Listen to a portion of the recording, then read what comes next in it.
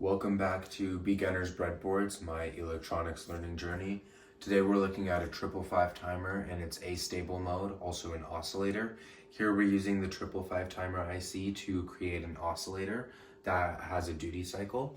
So what we have here is in green is the 555 timer and all of its components, and then the various other colors around it is the circuit we built to show it oscillating and to make that oscillator. So what we have here is we have two resistors and a capacitor. Both of these resistors are 1 mega ohm and the capacitor is 1 microfarad.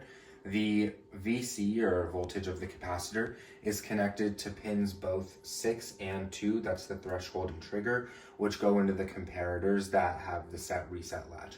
We're also using pin 7, which is the discharge pin, connected between the resistors to discharge the capacitor when it's needed. So what happens here is the voltage of the capacitor will start charging, and once it charges to above 3.334 volts, it will reset and then the LED will stop glowing.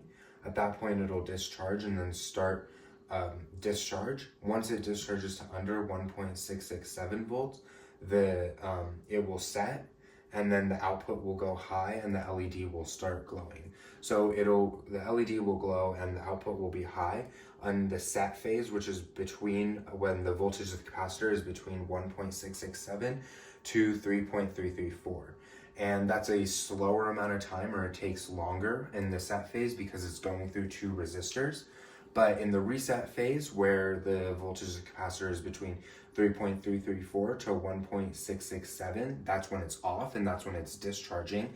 And that's faster because the discharge only goes through one of these resistors. So because of how slow it is to go through the two resistors and how it discharges, the duty cycle here is about 66% high in the set phase.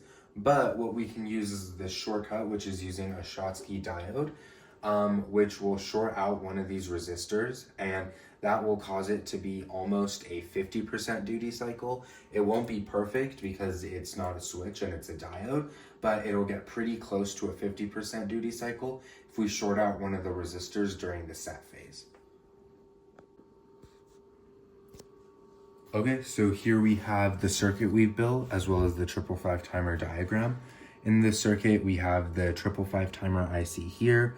We have the 1 microfarad capacitor, we have our two resistors, and then finally the output, which is connected to the LED. As you can see, the LED is glowing without doing anything to it. It's just oscillating. And we have the output also on the oscilloscope. This blue line is the charging and discharging of the capacitor, and then you can see the yellow line is the duty cycle that's being created. This is about 66%. It's not going fully to 5 volts because the LED is using some of that power, but it's a good representation of what kind of duty cycle is being shown with the 555 timer. But if we take our diode, like we said before, this is the Schottky diode. So here we've connected this diode here, the Schottky diode, between the resistor and capacitor. And this is creating an about 50% duty cycle with the LED. We can see that the bars of the yellow line have changed. Again, it's not perfect because it's not a switch and it's a diode, but it gets pretty close to 50 to kind of just show that we can change the amount of time it oscillates.